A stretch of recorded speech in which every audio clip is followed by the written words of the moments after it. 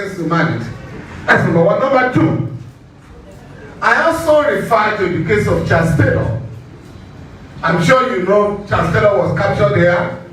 Again, contrary to even his own belief and the general belief here, President Obasanjo did not hand over Charles Taylor. President Obasanjo, though, was in the US, held in a hotel room in Washington. Bush said he was not going to see him unless Charles Taylor was turned over, If you had a genuine African president, he would just have told President Bush, your country has refused to ratify the Rome Statute. So how dare you to be the enforcer, of the Rome Statute?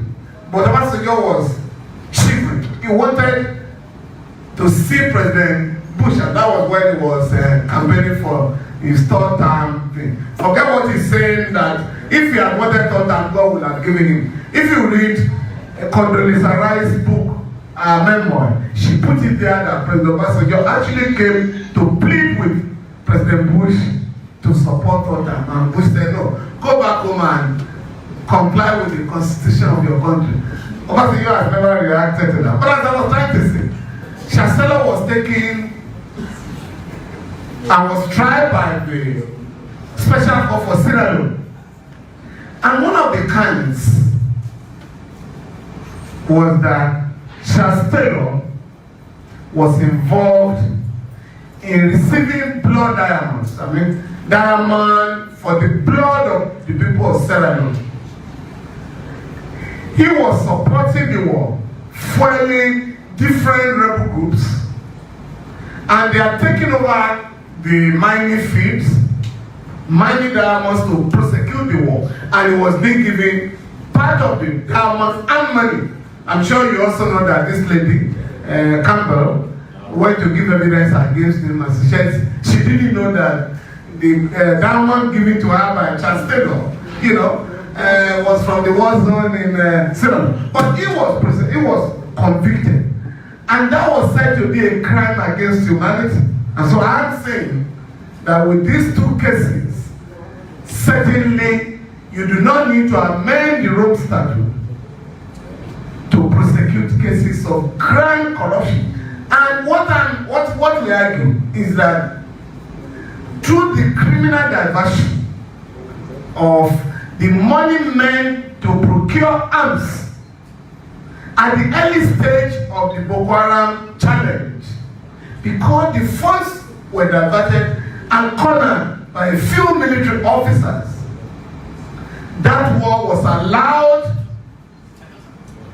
to almost, take over. No, it took over Lagos. The Boko Haram said actually took over 6 local governments and made it impossible for the Northeast to enjoy peace, contrary to the provisions of the Rome Statute. And we're therefore saying that those who are responsible, those who stole the money, can be rightly accused of crimes against humanity. And I also saw that if you divert money meant for building roads or hospitals, and people now die on those roads, like in the case of Nigeria, thousands of people die on our roads because those roads are not maintained. And when you take accident victims to the hospital, or those who are sick, they also die in our ill-equipped hospitals. Now, if you advance the argument, relying on the case of Charles Taylor, you also can get many of our public officers successfully prosecuted under the Rome Statute.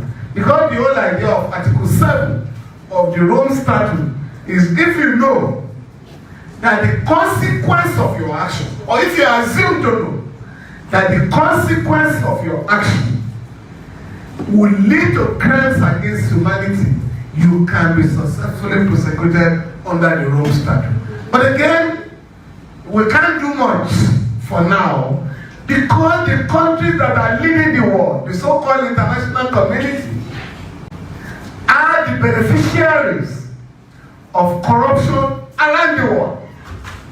Forget what the Transparency International publishes every year, which we celebrate, particularly the Nigerian media. Oh, Amnesty and Transparency International, has indicted Buhari government or Jonathan government, and we're celebrating it without challenging the hypocrisy of Transparency International. How come you only stigmatize the victim countries and not the receivers of stolen money? In our elementary criminal law, we all know that the receiver of a stolen good is as guilty as the person who stole the good. And therefore, if money taken from Nigeria, from Ghana, from Cameroon, from Venezuela, all over the world, is taken and invested in the United Kingdom. In fact, London is now generally regarded as the headquarters of money laundering in the world, global headquarters of money laundering. But nobody will agree that the British government is corrupt.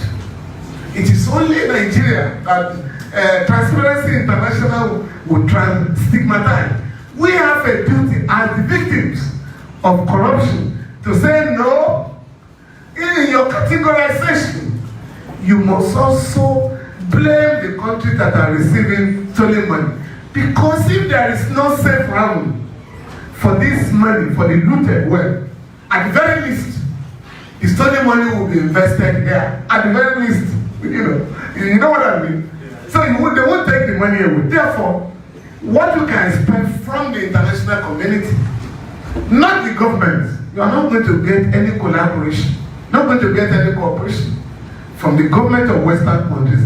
The duty of either another civil society organizations in Africa is to link up, have an organic link with the civil society organizations in the West and other parts of the world, and see how such collaboration can expose their own governments so that they can return our looted wealth. In the case of Switzerland, it wasn't that Switzerland, out of generosity, decided to return looted wealth of Abacha to Nigeria.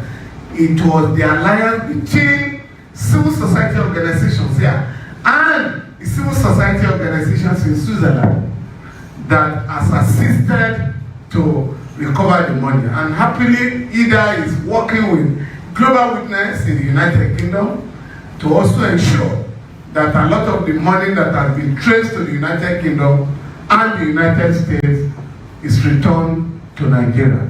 Let me end by saying that for the ICC, they're not going to get involved in corruption, cases of corruption. The African Court on Human and People's Rights, which is supposed to have another chambers to deal with criminal cases, will also not be useful, because it is also in the convention, the Maputo Convention, that city heads of state will not be tried, which is contrary to the Rome Statute. Whether you're a city head of state or whatever, once you are alleged to have committed a crime against humanity, you can deal with. But in the case of Africa, we are being told that that will not be the case. But even to let you know that the African Union will not go far.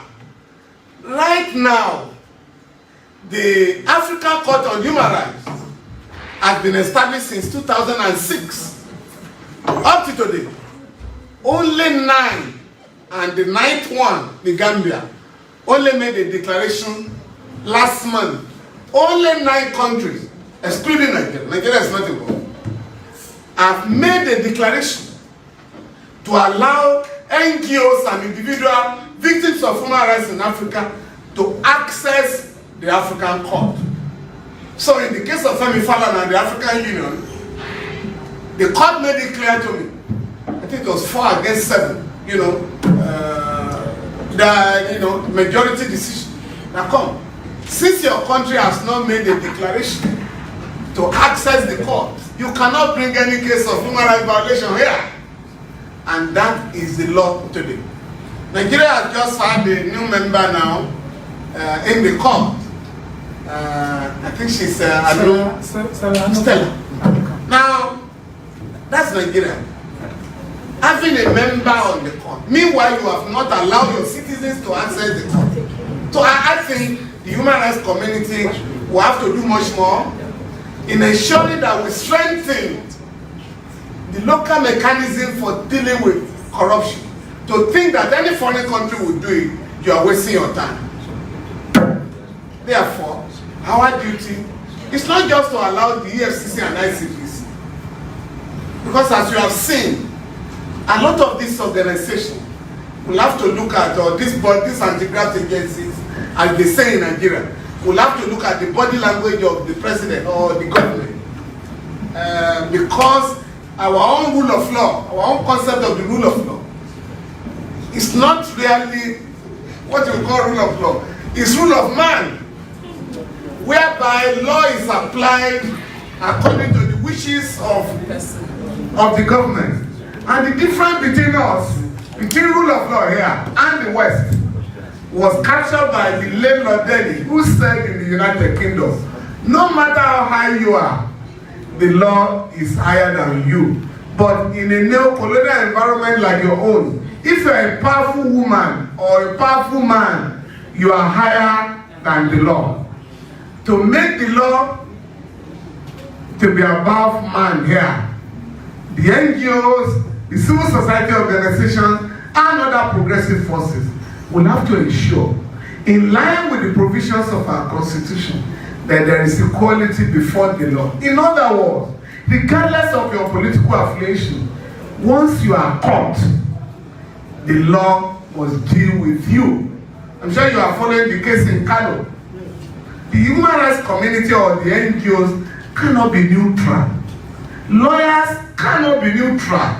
We are courts, contrary to the decisions of the Supreme Court. In many cases, courts are saying, thou shalt not investigate cases of corruption. Such orders have to be challenged not just by the parties involved in the case, but by the civil society organizations led by the NBA. In the case of Fawene and the IGP,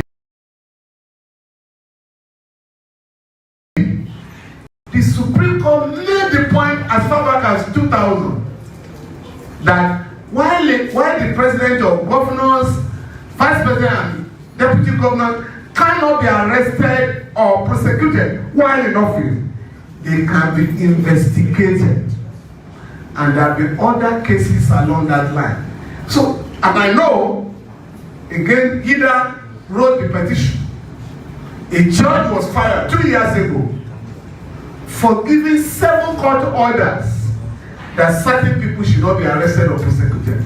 Ida collected the 7 cases and wrote a petition to the NJC. I represented Ida at the hearing, and the NJC came to the conclusion that the judge set out to deliberately frustrate the anti-corruption war being prosecuted in the country by conferring immunity, because that is the implication, on individuals. There is no immunity against investigation.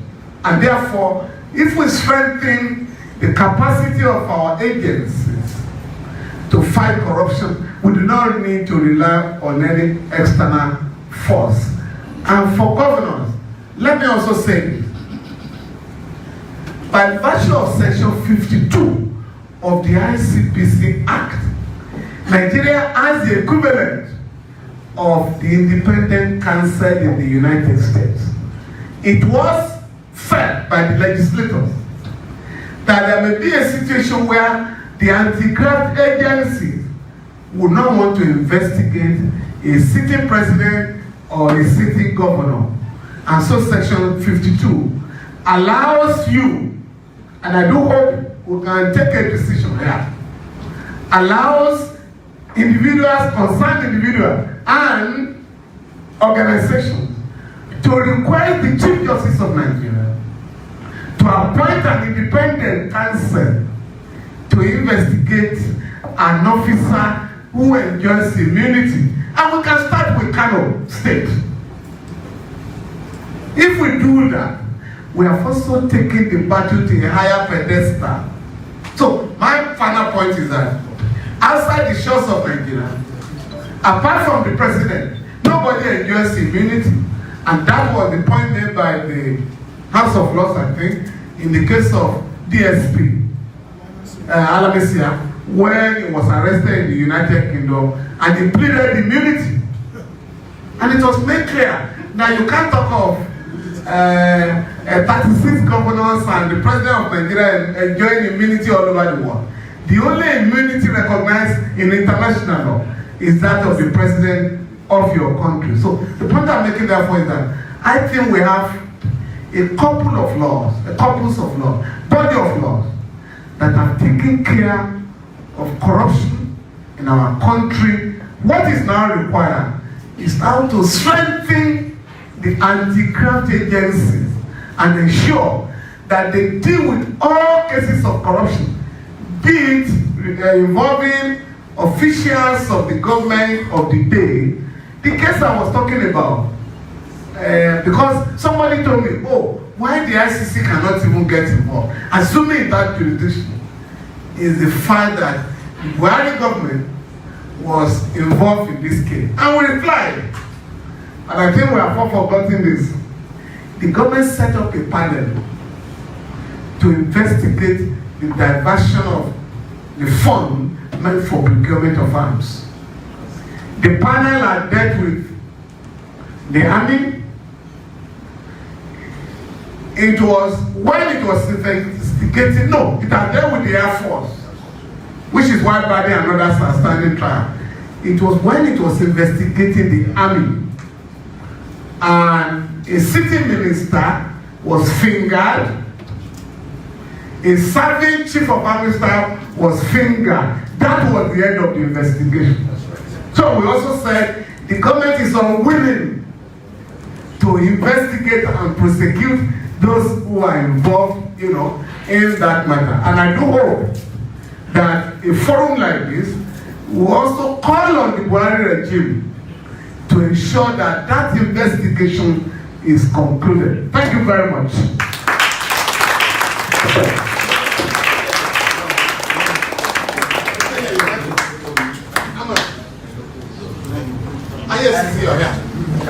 This way. Okay. Thank you very much, Mr. Femi Falana.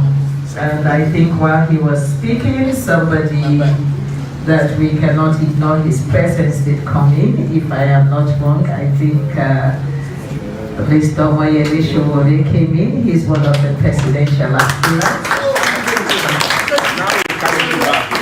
Thank you very much. So, it is a working meeting.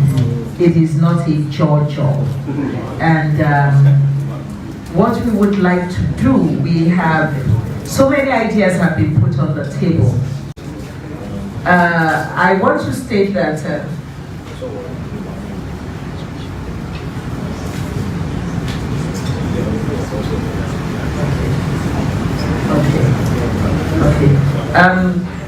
what is important, I think I must say that Mr. Femi Falana has not said that it is impossible to use the ICC mechanism. He has only highlighted, and he has in fact told us how he tried to use the ICC mechanism, but he has only highlighted what political challenges there are to using the ICC mechanism as there are to using other international mechanisms. But he's not wholly saying that it is completely impossible. So we're not ruling it out in our engagement, because that was where we started from. And we did agree that the reason why he did what he did when he submitted the communication to the ICC then was because he wanted to put it forward that it is possible to think along that line. And we can continue to add and pile on that and through that endeavor push the boundaries. That is one. But Mr. Falana, before you came in, we got a commitment from what seems like a commitment from the representative of the Attorney General that they would even be willing to make a statement when they go before the Human Rights Council? Before the 17th session of the Assembly of State Parties. Okay, to the ICC. To include, this here towards the amendment of the treaty. So there are so many commitments that have been made here. Even the EFCC has said to us that we can count on their cooperation when it comes to the quality of evidence that we will need, especially when it comes to tracing. And to bring, in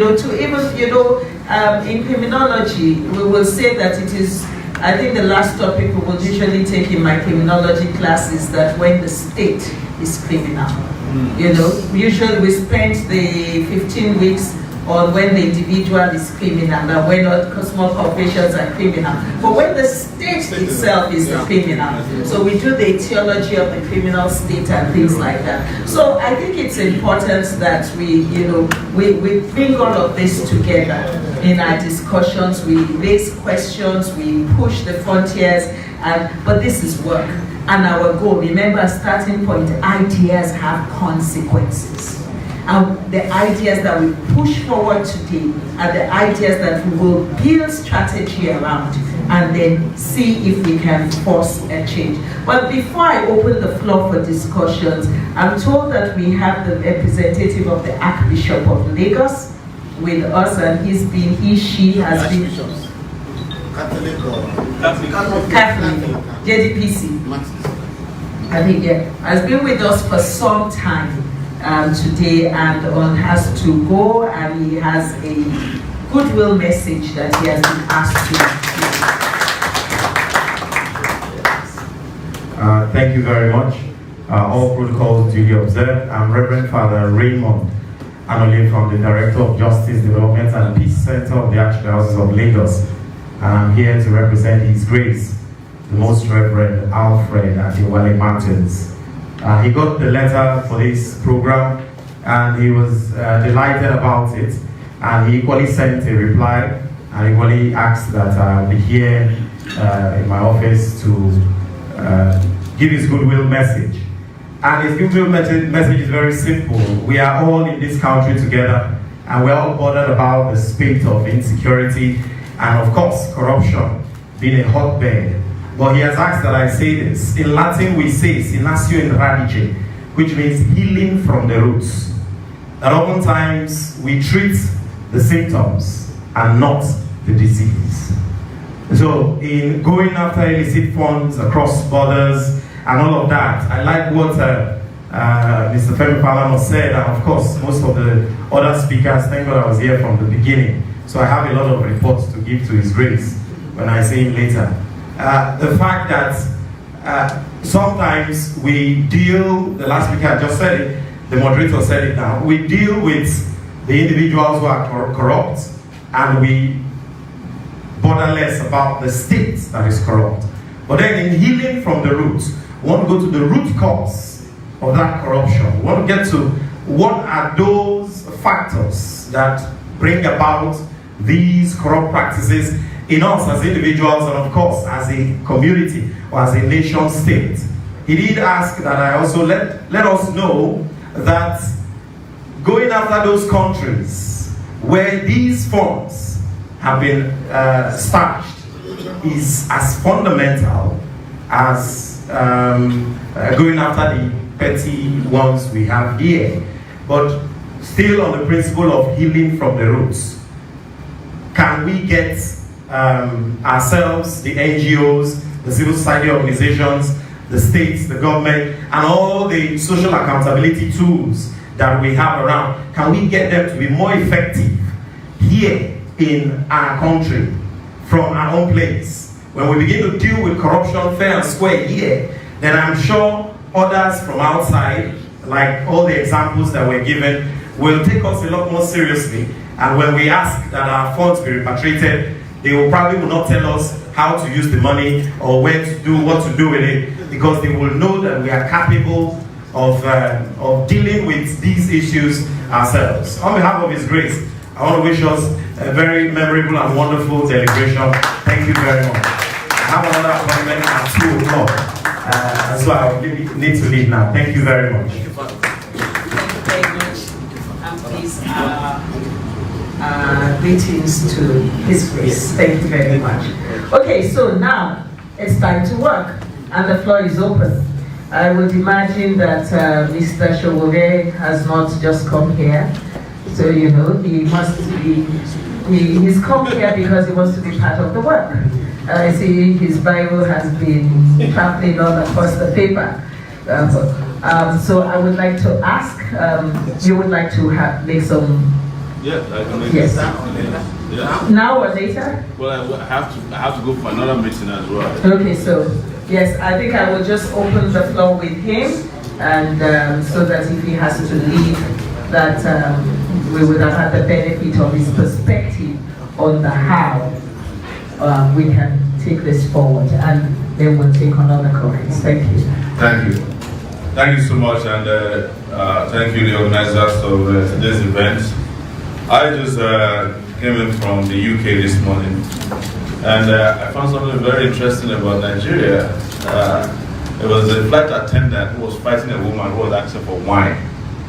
She was so vociferous on the plane that the woman had to call her supervisor to talk to her. And they eventually found her a type of wine. After drinking it, of course, I'm always sitting around in the plane. I met the flight attendants at the back of the plane, asking themselves, why is this woman so vociferous about wine? If there are this many activists on the plane in Nigeria, why is Nigeria so messed up? This was the conversation they were having at the back. These are not Nigerians. And this tells me that people are watching us. And they are watching us all the time. They are watching us from all angles.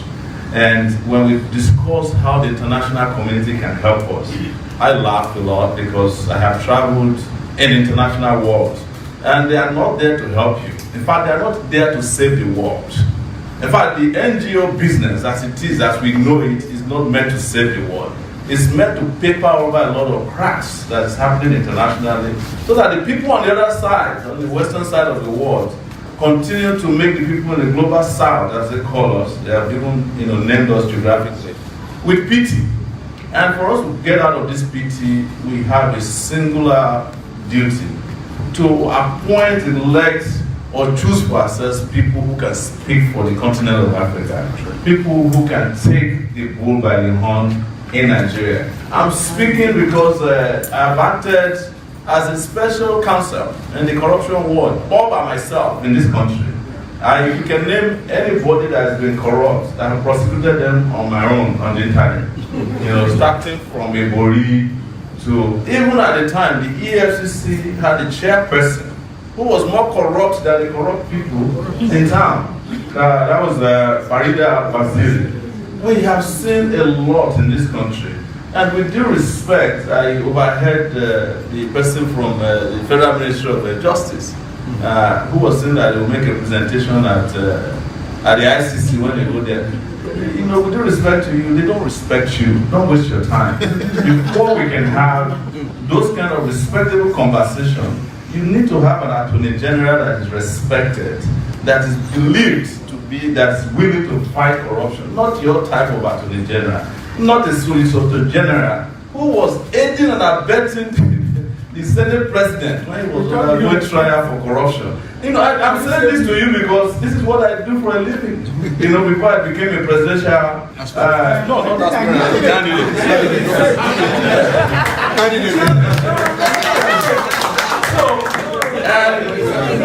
I'm just giving you so that you can get the nuggets. Yeah. That from the top to the bottom, from the presidency to the person who's carrying the files in your agencies, and there's nobody respect us. Nobody respects you enough. And until we change our players on the international scene, then it is then that we can even change the Rome Statute ourselves. We can either decide that the type of, the Rome Statute we sign up to are the ones that are applicable to our own problems. Not the ones that are applicable to the problems of the rest of the world. Because we are the ones who are always being forced to sign to these treaties that don't help us. I was hearing Barrister Philip saying that London is the most corrupt real estate place in the world. No, the most corrupt street in the world is Wall Street in New York. That is where all of these criminal transactions are taking place.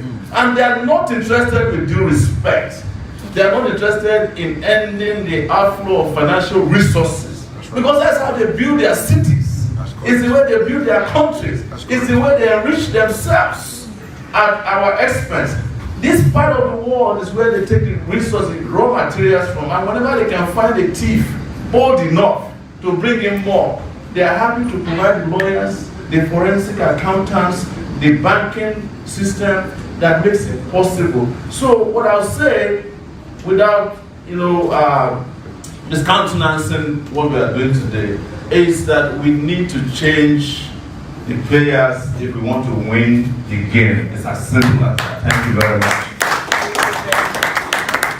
Thank you very much, Mr. Sowore. And I think that aside that his concluding statement, the thrust of his message really is that in conceptualizing the war against corruption, you need to look at and I think somebody earlier on, also Mr. Falano had alluded to it, the dominant economic ideology that is driving even your politics. And the bottom line is that in a laissez-faire capitalist world, there are interests that are served even by some of these things that we say we are warring against, and it is just not to lose sight of it, to understand the intersections, so that in the strategy we will move ahead. And I think that the other point which he has made, and which has been underscored by the argument that we must strengthen the domestic first, is that it is when the domestic appears really committed that the international will get a sense that we truly are consistent. We're walking our talk. So thank you very much, and we continue with our work, and may I invite others who have contributions. And I want to plead that we do not make this just citing with examples of. Let us get back, and that's why after each presentation I did some highlight. How do we translate that into what is workable, so that we build consensus around that, and we identify who the actors in respect of each of those issues should be, and we enter into commitments as part of the way forward.